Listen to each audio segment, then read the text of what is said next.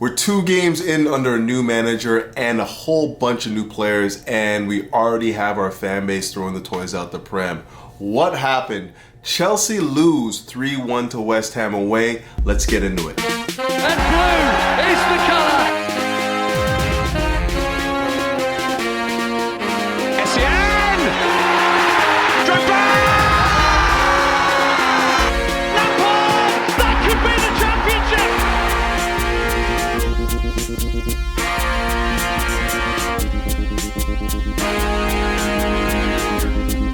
Greetings! Welcome back to Couch Critic with me, Dennis P, for what is your Chelsea match review, but more specifically a tactical synopsis of Chelsea's performance against West Ham. But before we get into all that, please do me a favor. We're only 2 games in, and I'm begging you to hit that like button, hit the subscribe button, and hit the bell notification button to keep up with the latest and the newest. It will help me with the algorithm and it'll attach more people to the content, and it'll help my sponsors who go by the name of Major League Socks. And fellas, if you ever want to walk in the footsteps of greatness, you know what to do. Hit them up. The link will be in the description. Now I'm going to be real with you guys. I was unable to watch the match live. As you know, I am a musician and, you know, the road calls. I was unable to synchronize the game with my travels, and unfortunately I had to watch it on repeat. But with that said, I was able to watch the game with a fresh set of eyes, you know, having already known the scoreline, having already seen the blowout on Twitter, having seen a multitude of people just complaining with frustration and anger about the setup and whatnot. So, you know, I came into that game watching it thinking, wow, okay, well, this is a horrible game. Like, what did we do? How did we lose 3-1? You know, actually, after West Ham losing a man and going down to 10, how did we lose this game? And as I watched it, you know, as much as I was frustrated as the rest of you with the scoreline and whatnot, I did see a lot of good components to our game as well. This is a very, very young team, you know, full of 19 and 20-year-olds. You know, this is the second game under a new management, and we just haven't really clicked yet. We haven't really hit that gear yet where everyone understands what's happening on the pitch. You know, there's no second guessing of each other. There's just like this understanding and a real bravado on the pitch. We just didn't have any of that. We were just basically, again, relying on individual talents, individual brilliance. Raheem Sterling in particular had a fantastic game. But there are some things that we do need to talk about. There's some things that I did see on the pitch yesterday that were a little bit disheartening, a little bit, you know, bothersome, frustration. And it was basically Chelsea's build-up play. I think that we have to look at that, analyze that, what was working, what wasn't working. We're also going to be looking at Chelsea's overall setup. I did not like having 5 defenders on the pitch when we're playing against West Ham and on the front foot for the most games. So we're going to look at those 2 aspects of this game and figure out what went wrong and where we could have improved. Okay, so not too many changes from the game against Liverpool where Chelsea played with 5 defenders and attacked with about 3. And I mean, for most people, we were looking at that lineup at the beginning of the game and thinking, wow, like, why are we playing so pragmatic? Why are we playing so defensive? Obviously, we lost Reece James, and Malo Gusto was a like-for-like substitution there on the right flank, right wing-back position. But again, once again, we had Ben Chilwell playing in that left attacker role, left midfield role, and he was backed by Colwill in the left fullback role. And for the life of me, I just could not make out why Chelsea and Mauricio Pochettino decided to play with so many defenders on the pitch when we knew that what was asked for, what was being called for in this game was, you know, attacking talent on the pitch. You know, I don't think that West Ham were very good in this game overall. I thought that they were very much in their shell, and we just gave them goals. And once we gave them goals, they were able to really just hunker down and defend the way they want to. And I didn't see much of a reaction from the bench in terms of how we address what's happening on the pitch. Now, let me get this straight. I don't have any problem with Ben Chilwell. You know, there's lots of consternation about his ability to attack, his ability to defend online. I don't necessarily share those opinions. I think he's a decent player and is a guy that can help us going forward. But for the life of me, I just do not think that he's gifted enough, talented enough to be a left midfielder, a left attacker for Chelsea. You know, especially when you have attacking talent on the bench. So when I saw that, my initial reaction was, this is really, really weird. Like, why do we continue to persist with playing a left back in an attacking position when we know this team, West Ham, are not going to be looking to do anything more than stay in their shape, basically absorb as much pressure as we put onto them and not look to break at any place, not to look to open spaces for Ben Chilwell to maraud down the left flank. What the game was asking for was somebody on the left flank that is capable of, playing in the half spaces, capable of dribbling pass, using pace to dribble pass, and just really good technically.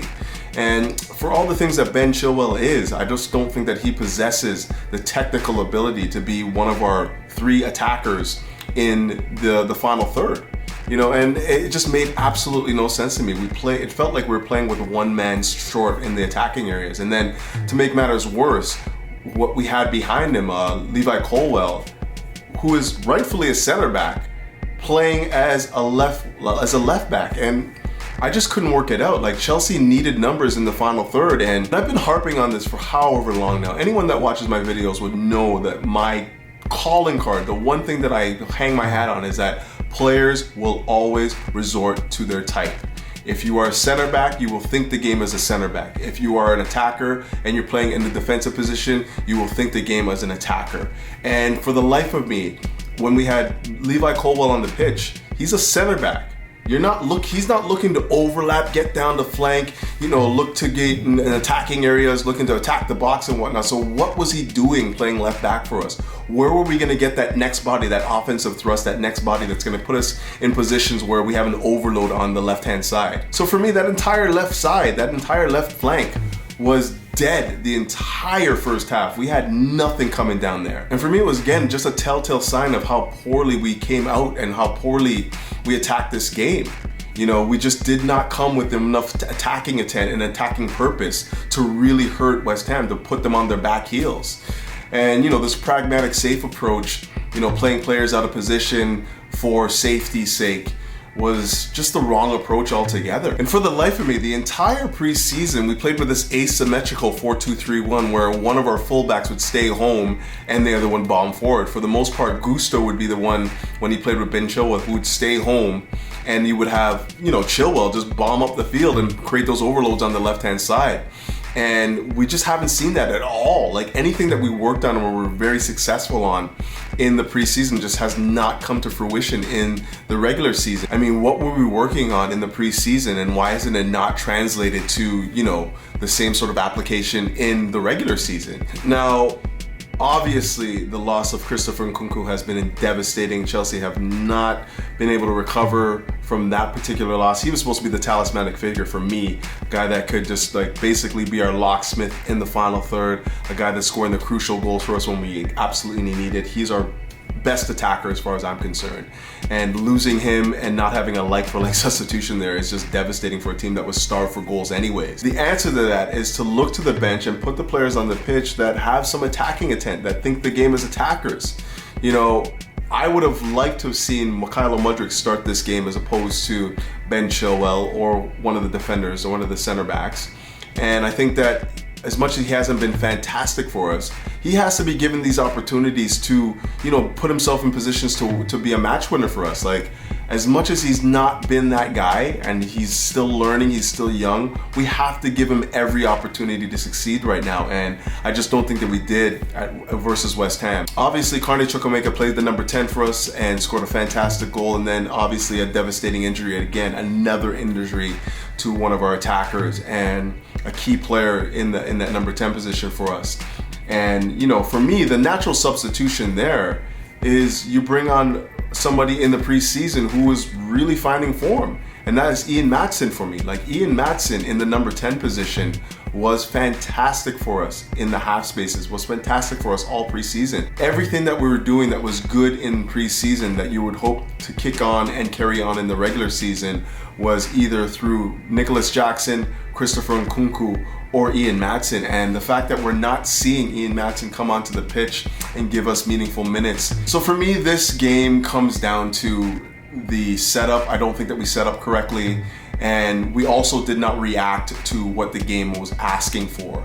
We didn't have anyone to be an offensive conduit for us like the way me and Maatsen was in the half spaces in the preseason. And we also didn't have anyone overlapping on that left flank to give us a little bit more attacking talent down the flank. All of this stuff just led to so much confusion, no understanding of where the attacking angles were, and a 3-1 loss in the end. Now, for much of that game, I thought that Chelsea were very effective at counter-attacking, getting in transition, getting Raheem Sterling going 1v1 against Emerson. Like, that was where most of the joy was coming from that game. Like, Raheem Sterling just going 1v1 against Emerson and like looking for cutbacks or whatnot. But for me, the problem that we had in this game, and was very evident from the opening kickoff right through to the end, was Chelsea were just too lethargic in their build-up phase. We just did not have, again, enough attackers on the pitch to, make those runs in behind, to, come into the half spaces and like stitch between attacking moves. And for the most part, we just looked so confused. We looked undercooked against West Ham. We looked like we didn't have a real idea of what we were trying to do offensively outside of the brilliant runs from Raheem Sterling. And, again, this is just what I've been saying for some time now. This is just a young team that has still trying to assemble what the manager wants to do. We're not a finished article. We're still, very much in the infancy of our football, and it came to the fore yesterday, unfortunately. But there are a few things that I want to look at in our attack that were just a little bit confusing and made no sense. Now, the inclusion of Moise Caicedo for many was very disappointing. They wanted to see him start from the get-go, and, I was fine with it. I was under the impression that he hasn't really had a lot of time on the training pitch. He hasn't really had a preseason. And, as a result, he wasn't really up to speed with what we needed from him in that particular role. And it was evident in the last 30 minutes of that game. Our buildup was just horrible. So much confusion between him and of course Thiago Silva in the middle of the pitch there, like where they needed to be, who's moving into areas to create space, who's coming deeper to collect. When you bring Moise Caicedo onto the pitch, the immediate substitution is to take off one of the center backs and make it a center back pairing of two, with Moise Caicedo falling in to make up the three when we're trying to defend, and then we push our fullbacks forward to try and put some more attacking talent in the final third. That was the exact opposite. Obviously, we didn't see anything of the sort. We saw a lot of confusion between where Moise Caicedo needed to position himself, where Thiago Silva wanted him. And for the most part, Moise Caicedo just looked lost. When in possession, he looked lost when we were in the build-up phase of our game. So again, a lot of what we saw yesterday just comes down to the fact that we just have an undercooked squad. We have a squad that has really just haven't spent a lot of time on the training pitch together to work out what it is that the manager's asking of them. And, the end result is, we gifted them a couple goals, and as a result, they were just in the ascendancy of the match and feeling good about their football. We had opportunities, of course, in our build-up phases to hurt them, and we just didn't take them, which is another problem that Chelsea seem to have time and time again. But overall, I think the frustration of this game is the fact that we just don't have a synergy yet within the squad. We don't have a complete idea of what it is the manager's asking of us. And as a result, the football looks a little bit slow, lethargic. A lot of guys thinking on the pitch, a lot of guys trying to move in areas where they're uncomfortable, a lot of guys that are not really understanding the runs of other players. But all of that comes in time. I understand that. This will come in time. I think that Mauricio Pochettino is a talented enough manager that he will recognize where these things are happening, and he will put the ideas in the players' heads where they need to be successful, what runs they need to make. The players will get that sort of understanding. They will get that sort of communication, the body language and whatnot when they want to make those runs and whatnot. But yesterday was just tough to watch because we just did not look like a side that was ready to play in the Premier League. Now, I guess you got to ask the next question, is this all doom and gloom? No, of course not. Chelsea are very much in the infancy of their development.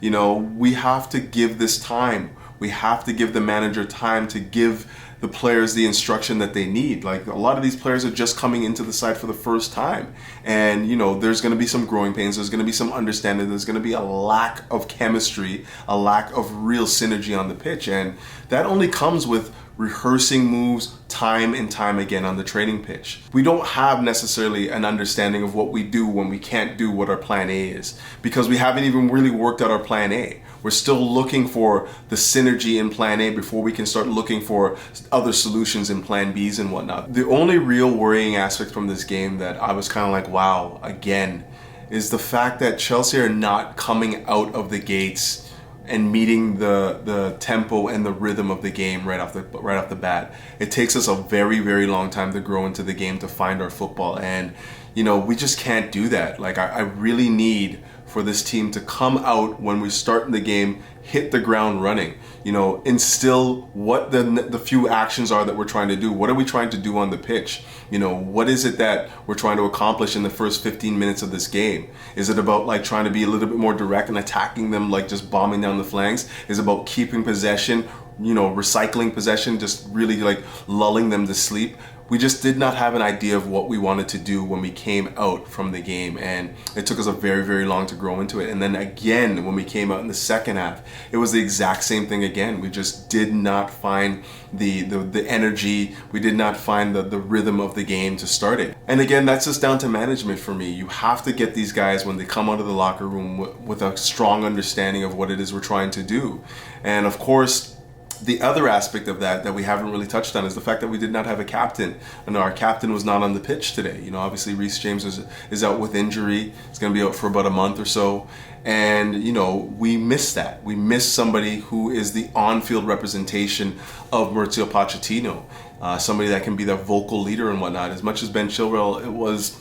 he is the vice captain. He's not necessarily the guy that I look to be an on-pitch representation of what Pochettino wants to produce on the pitch. And as a result, I just think that we went out there rudderless. We didn't really have a focal point, a guy that is like the ambassador for the football that the manager wants us to play. And we start slow and we get hit once, and then in the second half we get hit again. And this is what we need to address. This is the first thing that we need to address going forward. How we start matches, what the intent is when we're coming out of the dressing room, what are we trying to do, what's the first things that we want to establish as a football team. Until we can do that, we're just going to be rudderless, and conceding goals in the first 15 to 20 minutes of the game is just unacceptable. But I do think I'm going to wrap it up there. Chelsea go away to West Ham, London Stadium, and lose 3-1. I do feel like the scoreline flattered West Ham a bit. I don't think that was a 3-1 game. Obviously, Enzo missed the penalty. He scores that. It's a completely different game, in my opinion. Chelsea go on to win that easily. But, this is what was presented to us, and we just did not meet the requirements of the game right from the outset. The lineup in and of itself was just so pragmatic and looked to be so defensive. We did not give our attackers enough support. Obviously, Nico Jackson, from large chunks of that game, looked mightily isolated, we just did not give him enough support. And outside of maybe Raheem Sterling, we just did not have anyone that was on their A game today. And as a result, we lose 3-1. Terrible debut from Moises Caicedo. I mean, the stats were unflattering, but at the same time, I don't know if he really was ready to come into that game and give us what we needed there. So, the result is he gives away a penalty and the score's 3-1. But, the better days are going to come from him. I'm not worried about that. I think he's a gamer, and he's a guy that, we invested a lot in because he has incredible quality. But we got to just move on to the next game. I'm hoping that Mauricio Pochettino looks at this game and decides to look at the attackers on the pitch, look at attacking teams like Luton, looking like attacking teams like West Ham, go into the game with a better game plan, with a better idea of who he wants to use in the final third, and hopefully we can get 3 points. But until then, keep the blue flag flying high and up the Chels. Peace.